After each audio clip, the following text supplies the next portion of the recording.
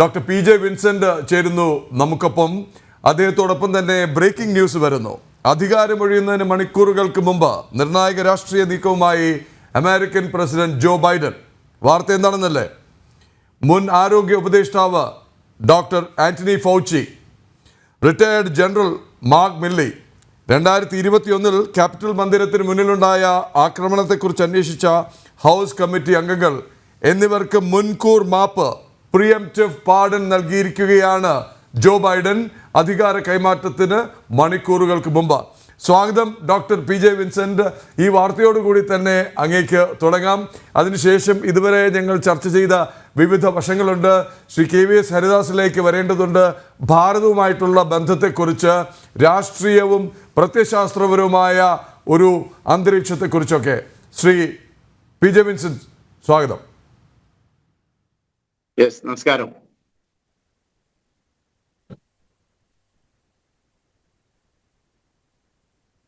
എങ്ങനെ കാണുന്നു അങ്ങ് രണ്ടാം വരവ് ഡോക്ടർ PJ വിൻസെന്റ്? രണ്ടാം വരവ് വളരെ പ്രത്യേകതയുള്ള ഒരു വരവാണ്. അതിലേറ്റവും പ്രധാനപ്പെട്ട കാര്യം പോപ്പുലർ ജനകീയ വോട്ടുകളും ഇലക്ട്രൽ വോട്ടിലും വലിയ ഭൂരിപക്ഷത്തോടു കൂടിയാണ് അദ്ദേഹം അധികാരത്തിൽ വരുന്നത്. സെനറ്റിൽ ഭൂരിപക്ഷമുണ്ട്, കോൺഗ്രസിൽ ഭൂരിപക്ഷമുണ്ട്, അതോടൊപ്പം ജഡ്ജിമാരുടെ നിയമനത്തിലും ഭൂരിപക്ഷമുണ്ട്. അപ്പോൾ എല്ലാ അർത്ഥത്തിലും ഒരു ഭൂരിപക്ഷം ഉറപ്പാക്കി ആണ് ഇത്തവണ ട്രംപ് വരുന്നത്. അതുകൊണ്ട് ട്രംപ് 2.0 2016 മുതൽ 20 വരെയുള്ള ആദ്യത്തെ ടൈം പോലെ ആയിരിക്കില്ല.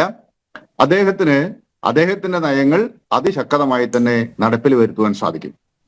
ആഭ്യന്തര രംഗത്തും അന്താരാഷ്ട്ര രംഗത്തും വരാൻ പോകുന്ന മാറ്റങ്ങളുടെ സൂചന അദ്ദേഹം ഇതിനകം നൽകിക്കഴിഞ്ഞു. ആഭ്യന്തര രംഗത്ത് വലിയ മാറ്റങ്ങൾക്ക് തുടക്കം കുറിക്കുന്നത് ഡോജ് എന്ന സംവിധാനമായിരിക്കും.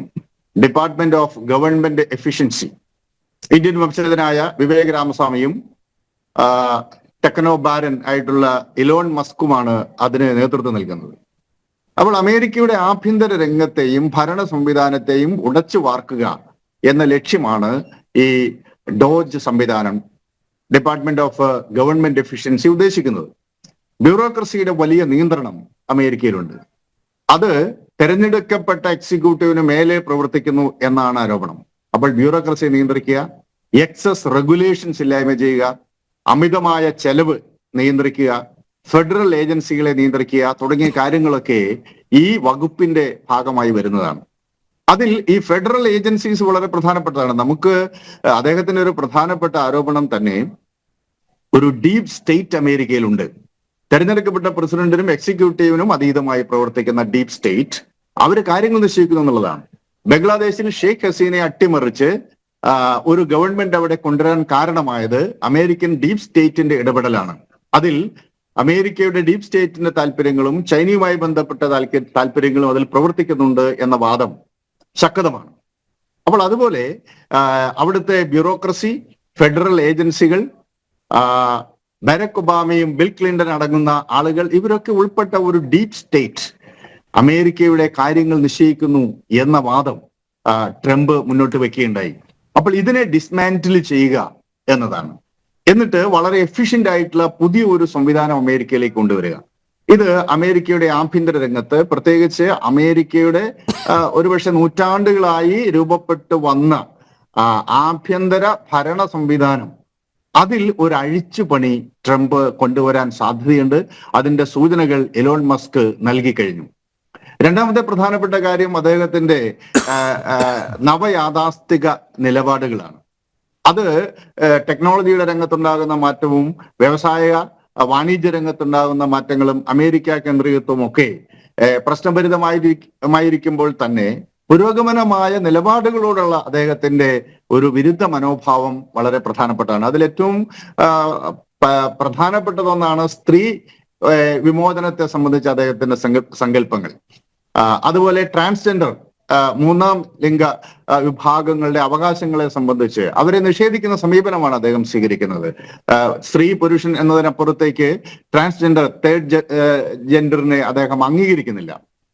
അബോർഷൻ പോലെയുള്ള കാര്യങ്ങൾ അതിൽ സ്ത്രീ പ്രവർത്തകരുടെ വാദങ്ങളെ പൂർണ്ണമായി അദ്ദേഹം നിഷേധിക്കുകയാണ്. അതുപോലെ ഗ്ലോബൽ വാർമിംഗ് സംബന്ധിച്ച് വളരെ പ്രതിലോമകരമായ നിലപാടാണ് അദ്ദേഹം സ്വീകരിക്കുന്നത്.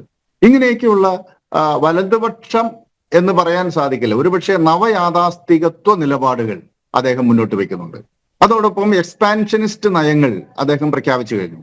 അതിൽ ഏറ്റവും പ്രധാനപ്പെട്ടതാണ് പനാമ കനാലിന്റെ നിയന്ത്രണം തിരിച്ചെടുക്കും, കാനഡയെ അമേരിക്കയുടെ 51ാമത്തെ സ്റ്റേറ്റ് ആക്കിയിട്ട് കൂട്ടിച്ചേർക്കും, ഡച്ച് നിയന്ത്രിത സ്വയംഭരണ മേഖലയായ ഗ്രീൻലാൻഡ് അമേരിക്കയോട് കൂട്ടിച്ചേർക്കും എന്നിത്യാദി കാര്യങ്ങളൊക്കെ അദ്ദേഹം പറയുകയുണ്ടായി.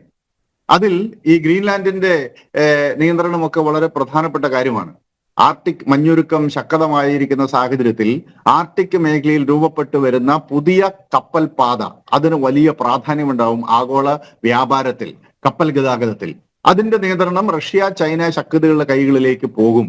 അപ്പോൾ തന്ത്രപ്രധാനമായ ഗ്രീൻലാൻഡും അതിന് ചുറ്റുവട്ടമുള്ള കടൽ മേഖലയും ആർട്ടിക് പ്രദേശവും ബാരന്റ് കടൽ മേഖലയും ഒക്കെ തന്ത്രപരമായി അതിന്റെ പ്രാധാന്യം 10 മടങ്ങ് വർദ്ധിക്കും. അപ്പോൾ ആ മേഖലയിൽ അമേരിക്കയുടെ സ്വാധീനം ഉറപ്പിക്കുന്നതിന്റെ ഭാഗമായിട്ടാണ് ഏകദേശം 56,000-ഓളം ആളുകൾ അധിവസിക്കുന്ന ലോകത്തിലെ ഏറ്റവും വലിയ ദ്വീപായിട്ടുള്ള ഡച്ച് നിയന്ത്രിത മേഖലയായിട്ടുള്ള ഗ്രീൻലാൻഡ് അമേരിക്കയോട് കൂട്ടിച്ചേർക്കുമെന്ന വാദം അദ്ദേഹം മുന്നോട്ട് വെക്കുന്നത്. ഇത്തരത്തിൽ ആഗോള രാഷ്ട്രീയത്തിലും ആഭ്യന്തര രാഷ്ട്രീയത്തിലും വലിയ മാറ്റങ്ങൾക്ക് കാരണമാകുന്ന നയസമീപനങ്ങൾ അദ്ദേഹം പ്രഖ്യാപിച്ചു കഴിഞ്ഞു. ഇനി ഏഷ്യൻ മേഖലയിലാവട്ടെ ഒരുപക്ഷെ ഈ ഗസ യുദ്ധം അവസാനിപ്പിച്ചത് അദ്ദേഹത്തിന്റെ ഏഷ്യൻ നയങ്ങളുടെ തുടർച്ചയായിട്ടാണ് ഞാൻ കാണുന്നത്. കാരണം ചൈന മുന്നോട്ട് വെക്കുന്ന ബെൽറ്റ് ആൻഡ് റോഡ് പദ്ധതി ലോകത്തിലെ ഏറ്റവും വലിയ ഇൻഫ്രാസ്ട്രക്ചർ ഇൻവെസ്റ്റ്മെന്റ് പ്രൊജക്റ്റ് ആണത്, ബെൽറ്റ് ആൻഡ് റോഡ്. ഈ ബെൽറ്റ് ആൻഡ് റോഡ് പദ്ധതിക്ക് ബദലായി അമേരിക്ക മുന്നോട്ട് വെച്ചതാണ് അമേരിക്ക, ഇന്ത്യ, യൂറോപ്പ് ചേർന്നുകൊണ്ടുള്ള ഇന്ത്യ മധ്യേഷ്യ യൂറോപ്പ് സാമ്പത്തിക ഇടനാഴി. അതിൽ അമേരിക്ക ഒരു പ്രധാനപ്പെട്ട ഭാഗമാണ്. UAE ഉണ്ട്, സൗദി അറേബ്യ ഉണ്ട്, ഇറ്റലി അതിന്റെ ഭാഗമാണ്, ഹൈഫ തുറമുഖം, ഇസ്രായേലിലെ ഹൈഫ തുറമുഖം അതിന്റെ ഭാഗമാണ്. ഇതൊരു ബൃഹത് പദ്ധതിയാണ്. ഈ പദ്ധതി യാഥാർത്ഥ്യമാക്കുന്നതിന് തടസ്സം നിന്നത് യഥാർത്ഥത്തിൽ പശ്ചിമേഷ്യയിലെ സംഘർഷമായിരുന്നു. ഇസ്രായേൽ നടത്തിക്കൊണ്ടിരിക്കുന്ന കണ്ണിൽ ചോരയില്ലാത്ത ആക്രമണമായിരുന്നു. അത് അവസാനിപ്പിച്ചത് മറ്റൊരർത്ഥത്തിൽ ഈ ഇന്ത്യ മധ്യേഷ്യ യൂറോപ്പ് സാമ്പത്തിക ഇടനാഴിയൊക്കെ യാഥാർത്ഥ്യമാകുന്നതിലേക്ക് നയിക്കും. അത് ഏഷ്യൻ മേഖലയിൽ ഒരുപക്ഷെ ഇന്ത്യക്ക് യോജിച്ച വികസനത്തിനുള്ള സാധ്യതയും തുറന്നു തരും. ഇങ്ങനെ ഒരു മൾട്ടി ലെയർഡ് ആയിട്ടുള്ള കാര്യങ്ങളിലേക്ക് നയിക്കുന്ന ഒന്നാണ് ട്രംപിന്റെ 2ാം വരവ്. അതോടൊപ്പം ഇപ്പൊ ഇല്ലീഗൽ ഇമ്മിഗ്രൻസിന്റെ കാര്യത്തിലൊക്കെ ഇന്ത്യക്ക് പ്രശ്നമുണ്ടാവും. കാരണം ഒരു 20,000 മുതൽ 1,00,000 വരെ എന്നൊക്കെയാണ് അനൗദ്യോഗികമായ കണക്കുകൾ. അത് സംബന്ധിച്ച് ഒരു കൃത്യതയില്ല. പക്ഷേ ധാരാളം ഇന്ത്യക്കാർ ഇല്ലീഗൽ ഇമിഗ്രൻസ് ആണ്. അവരെയൊക്കെ പുറത്താക്കുമെന്നാണ് ട്രംപ് പറഞ്ഞിട്ടുള്ളത്.